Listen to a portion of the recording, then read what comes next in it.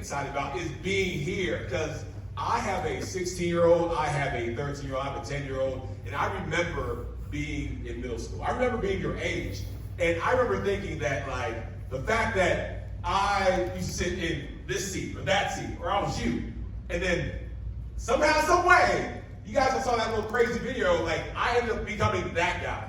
Like, I'd be scared of who I was, and a big, scary, fast, strong NFL player. People thought all the time, because I played with the Falcons for 6 years, played with the Ravens for 4 years. I didn't just play football. I played it 10 years, and I played at the highest level. Like, I went to the Pro Bowl in Hawaii in 2011, and I was playing with Peyton Manning and Tom Brady and Ray Lewis and Deion Sanders, Tony Gonzalez, Michael Vick, Matt Ryan.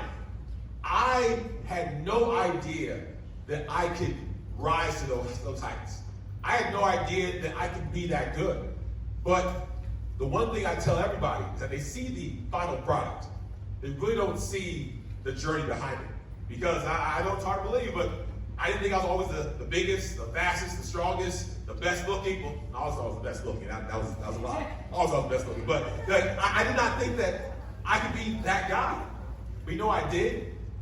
I refused to give anything less than my best every single day I woke up. And frankly, I didn't have a choice. I had parents. I had Nigerian parents who they immigrated to this country. And whenever I said, "Mom, this is too hard," like, you want to know how it is? How it is getting the kerosene from 10 miles later and then going to get the kerosene and putting it in the generator, to get the generator, to get the light, to have the electricity, to have the ability to study so you can get to America. That's hard. I said, "Okay, Mom, you win." So my parents had a life where they struggled, they fought, they did everything they could to create opportunity for me. So whenever I had an opportunity to do my best, there was no other option than to give my all. And I know as a middle schooler, it's not always the easiest to say, "You know what, I'm going to give my all in everything I do," because you guys are still kids, your children, your babies to me. And you're like, "Oh, I got time. I got time to focus. I got time to excel. I got time to do what I want to do." And I want to be honest with you, the time is now. My mindset, even at middle school, was in a way to where I was able to build off that as I got to high school, as I got to college, as I became an adult. And it just took somebody, and somebody was a combination of my parents, it was a combination of my teachers, a combination of my coaches, my church leaders, who all made me understand and realize just how important it is to show up, to be present, to give your all. My NFL career taught me a lot of lessons, but some of them are, I think, really important for you guys to know. The biggest one is that preparation beats talent. How many people here play sports? Who play sports? Oh, wow. Okay. What's some of your favorite sports? Football, basketball, soccer? Let's throw a couple out.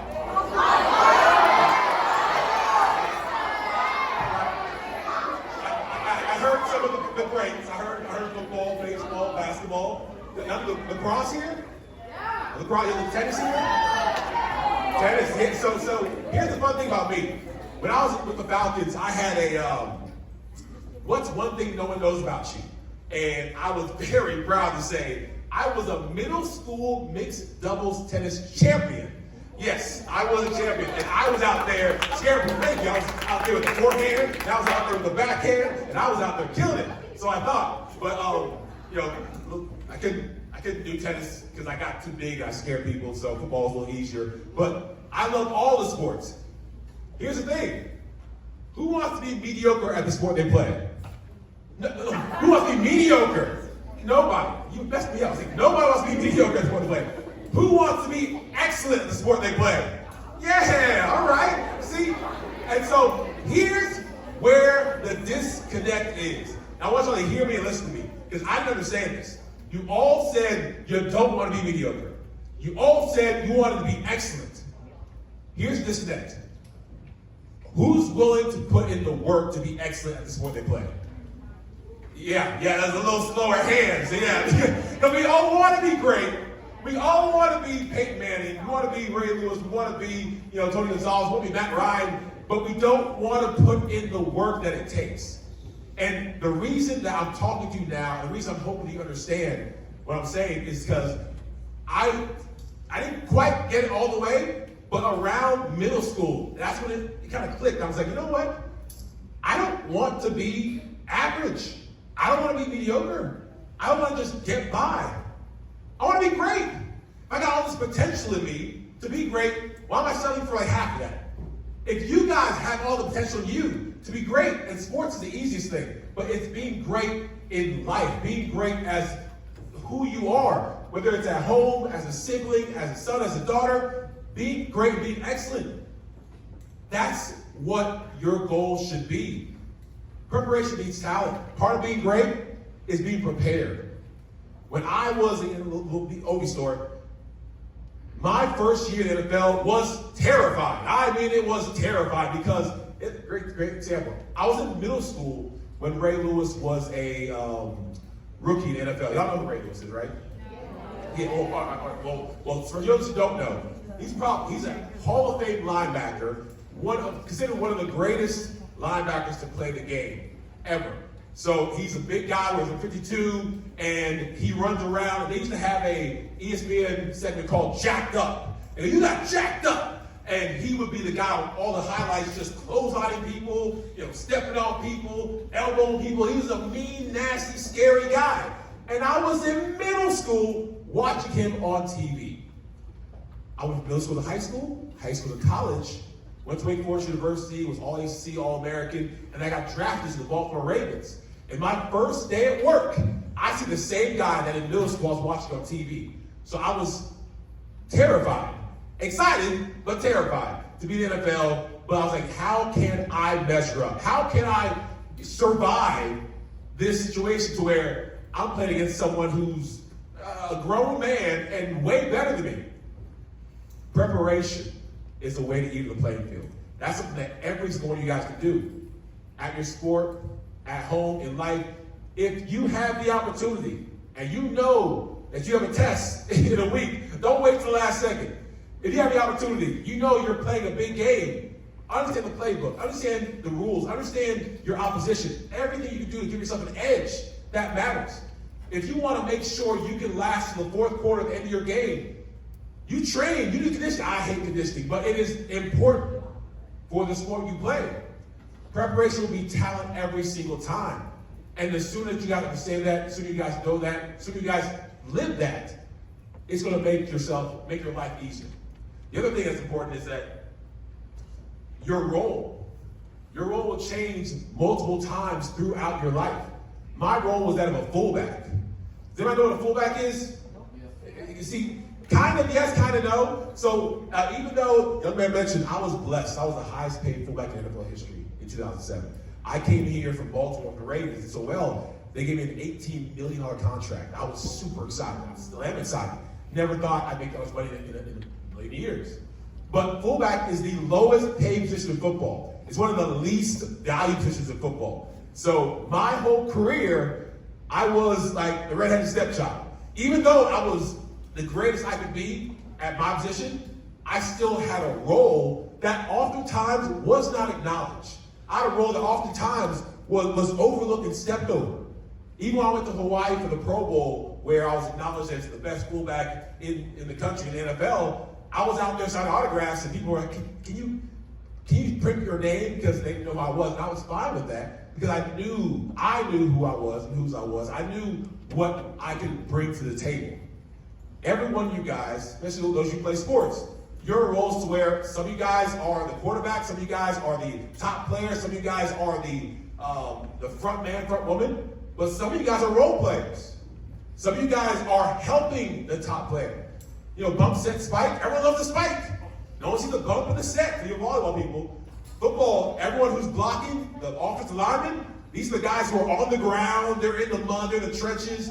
Everyone sees the quarterback and the receiver. Same thing.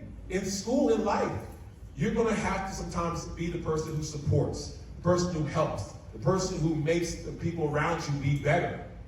And that's a role, again, that I learned from football. It's okay. Not only is it okay, but you get so much out of helping people and giving back. Understanding how to do that and do that fully, do that with pride, and not feel like, it should be me, and I want the acknowledgement, I want the praise. That's natural. But there is a powerful role supporting people.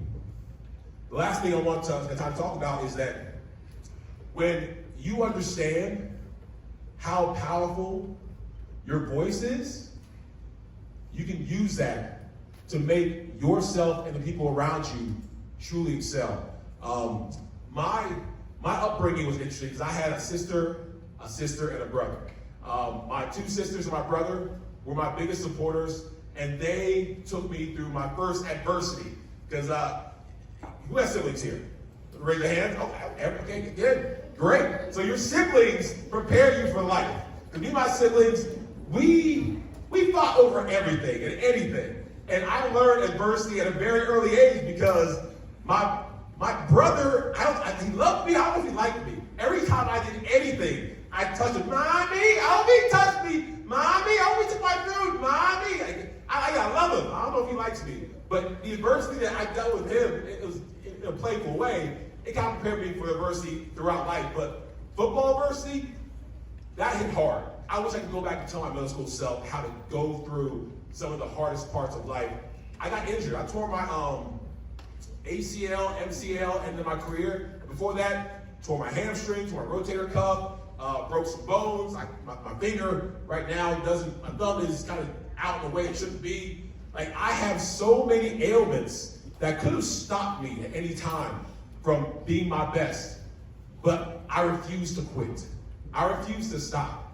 And it's a mentality, it's a mindset that, again, if you can build it right now as a middle school student to where, you know what, I'm already preparing myself for how I'm going to react when adversity hits. I'm preparing for myself for when I get that B minus or that C, God forbid a D. When I get that bad grade, am I going to sprawl the ground and woe is me and beat myself up about it, or am I going to say, you know what? All right, that's not me. That's not how I operate. Let's get back to the drawing board. Let me talk to my teacher. Let me go back to my mom and dad. Let me figure out what I did wrong. When adversity hits, that's when the real you shows up. I've been on teams that won a lot of games. I've been on teams that have lost a lot of games, luckily I wasn't on the 28-3 losing team that our team gave, but even those people, you see how that would have crushed some people. They came back. They're doing better. But even our Falcons this year, I do a podcast with Michael Turner, and we still talk about the current team all the time. And after that 30-0 trouncing from the Carolina Panthers, it was a conversation we had on our podcast talking about, and we're older guys, I'm 45, but these young kids are in their 20s and 30s, like, how are the Falcons going to respond? How are they going to show themselves, their teammates, the coaches, to the fans that this was not them?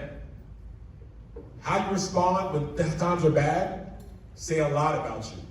So getting it in your mind, knowing already what you're going to do when adversity hits, again, not if, when adversity hits, will make you so much stronger.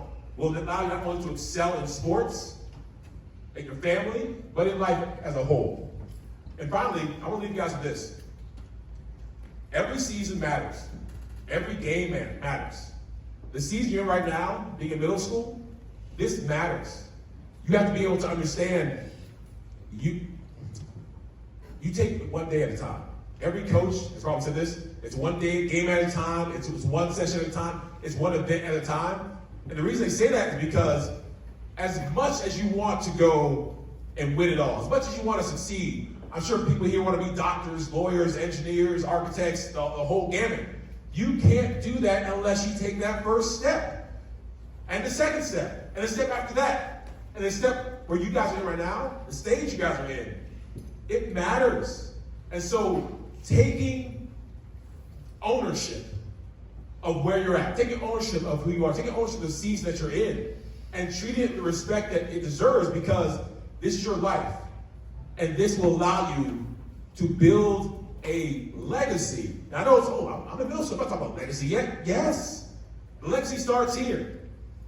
Because again, I would have never become that guy that you saw on the TV if I wasn't already at middle school. Change my mindset, change my work ethic, changing the way I look at adversity, changing the way I look at being a supporting role, changing the goals that I have for myself. I would never have been that guy if I didn't start now. So you guys have the ability to be great. You guys have the ability to be amazing. My only ask of you, to challenge you, when I asked before, hey, who wants to be excellent? Who wants to be great? Everyone raise their hand. My ask of you is to be willing to do the work to be excellent. Thank you.